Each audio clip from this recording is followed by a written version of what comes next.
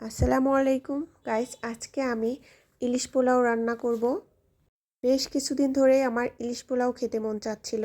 তো ঘরে একটা ইলিশ ছিল, আর সেই জন্য আজকে সেই ইলিশটা দিয়েই রান্না করে নিচ্ছি। আর এই রান্নার পুরো প্রসেসটাই এখন আপনাদের সাথে শেয়ার করব। প্রথমে টক দই ফেটিয়ে নিয়েছি, সাথে দিয়ে দিলাম পেঁয়াজ বাটা, কাঁচামরিচ বাটা, আদা রসুন বাটা, জিরা গুঁড়া, ধনে গুঁড়া, মরিচ গুঁড়া,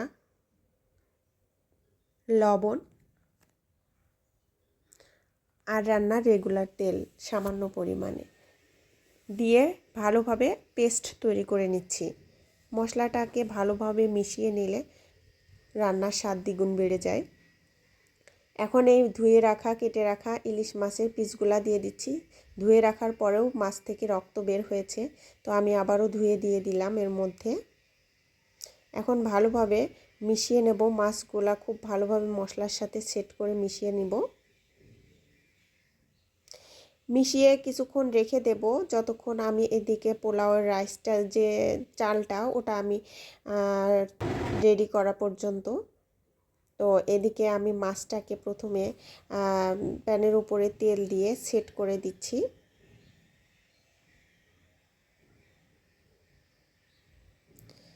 এভাবে সেট করে ঢাকনা দিয়ে ঢেকে কিছুক্ষণ জাল দিব। তারপরে ঢাকনা তুলে উল্টে দিব।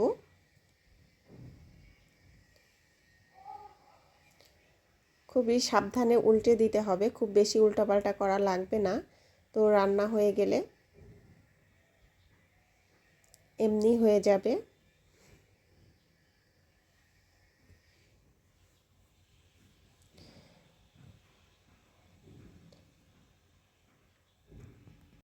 রেডি হয়ে গিয়েছে আমার এই ইলিশ মাছের রান্নাটা।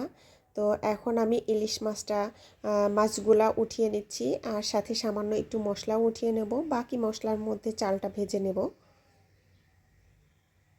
এদিকে আমি চাল ভিজিয়ে ধুয়ে আর কি পানি ঝরিয়ে রেখেছি। এখন পোলাওয়ের চালটা দিয়ে এই মশলার সাথে একই তেলে ভেজে নেব।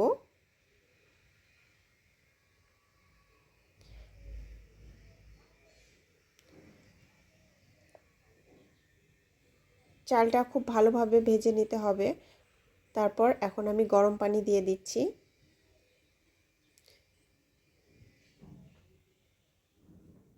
স্বাদ মতো লবণ দিয়ে দিলাম। এখানে যতটুকু চাল তার দ্বিগুণ পরিমাণে পানি দিলেই হবে, যেমন রেগুলার পোলাও রান্না করা হয় ঠিক তেমনই। এখন আমি বেরেস্তা দিয়ে দিচ্ছি পোলাওয়ের উপর, আর সাথে কাঁচামরিচ দিয়ে নেড়ে চেড়ে দিচ্ছি।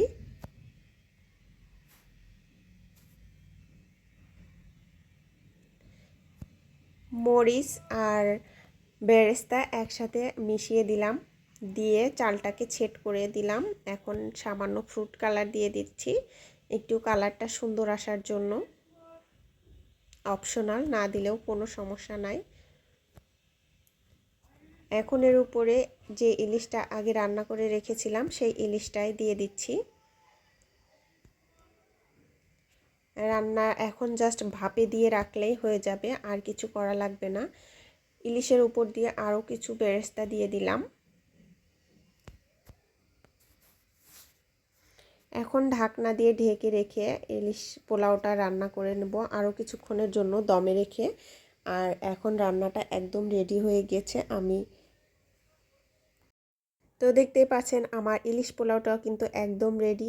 সবাই ভালো থাকবেন, সুস্থ থাকবেন। আল্লাহ হাফিজ, আসসালামু আলাইকুম।